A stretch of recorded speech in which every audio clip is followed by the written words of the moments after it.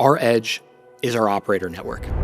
The most compelling thing about Heartland's model is the network that they've established of potential customers who evaluate your technology or your business model prior to making an investment.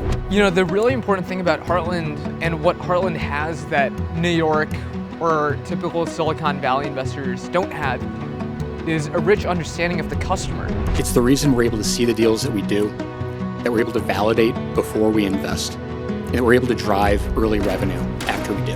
Through the network, we've generated $66 million in pipeline revenue for our portfolio companies. As of last quarter, Fund 2 is currently performing at 95% of venture funds of its vintage.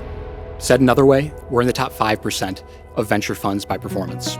And it's no exaggeration at all to say that the Heartland Network got us to $1 million, which was absolutely vital. All of those pain points occur on a daily basis for our team, and it's painful for them, and it's frustrating for the consumer. We've helped customers like Crawford double how much money they make from parking. For decades, Made in America seemed like a fading trend until COVID put U.S. manufacturing back in the spotlight. In 2023, U.S. reshoring announcements totaled over $900 billion.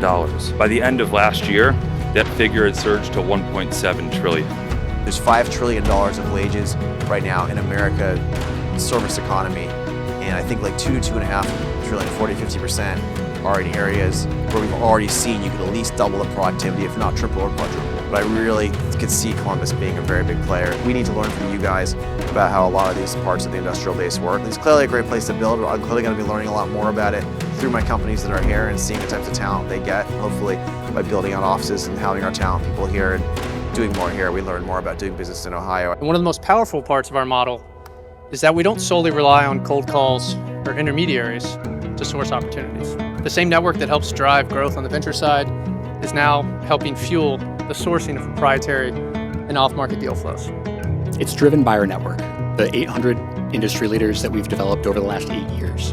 It's our investors, the folks here, who share their pain points from the companies which they own and which they operate. They help us run diligence as real buyers.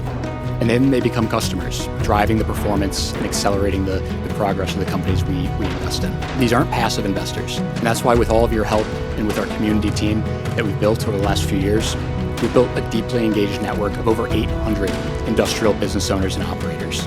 On the one hand, funds are competing against each other. On the other, we're also collaborating.